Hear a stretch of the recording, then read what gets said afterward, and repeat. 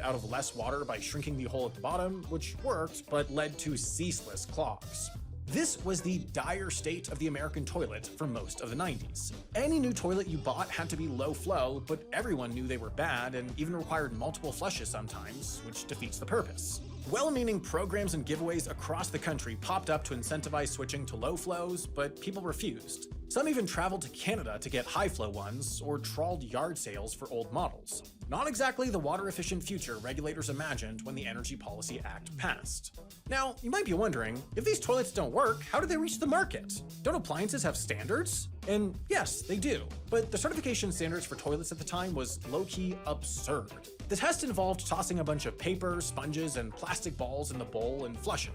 In order to pass, toilets had to successfully take down just 79% of the stuff. What would this tell you about how well a toilet works IRL?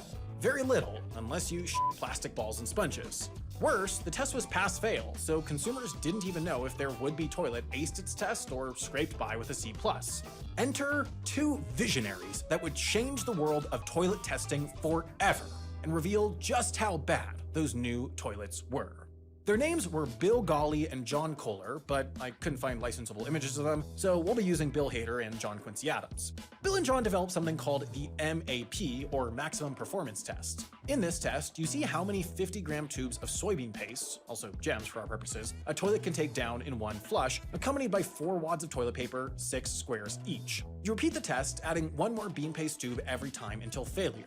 The total grams of paste the toilet washed away in its last successful flush is its score. When they developed the test, Bill and John's benchmark for a good toilet was one that could handle 250 grams, or just over half a pound. They chose this because it was the weight of the largest single gem produced by a healthy man in a 1977 study about such things. Backed by 22 water utilities and municipalities in the US and Canada, they tested 44 toilets that had passed the plastic ball and sponge test, and only 24 of them scored over 250 grams on theirs. How are we, the American people, supposed to live with that? You've seen our meals. We need power!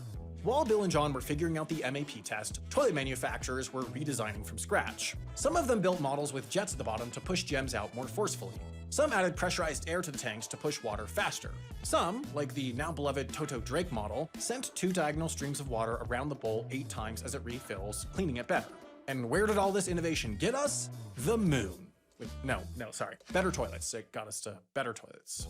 See, in 2003, the average MAP score was 336 grams, with many falling short of that 250 gram benchmark. But by 2017, the average was up to 882 grams. Today, many models can do 1,000.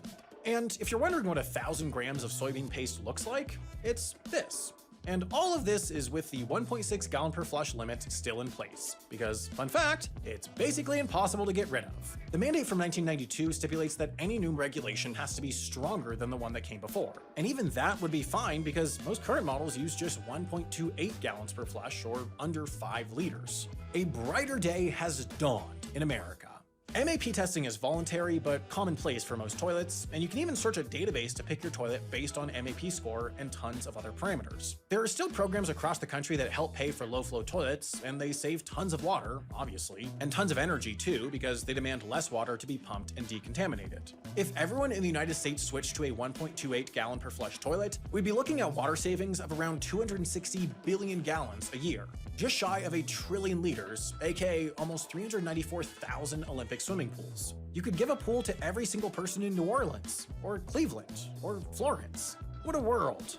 So with everything going well, toilets working better and using less water, consumers informed about their toilet's power, the soybean paste industry thriving, why, on day 1 of his second term, did this guy get to work trying to eliminate flush volume regulations? He's actually been vocal in this issue for a while, famously saying in 2019 that low-flow toilets were forcing people to flush them 10, even 15 times. I have 2 theories. 1, he hasn't retained a memory since 1996, or 2, his bowels are so crazy that he regularly demands more than 1,000 grams of performance out of the White House toilets. Both plausible. But in either case, don't worry. Seemingly nobody, from toilet makers to consumers to plumbers, agrees with him here.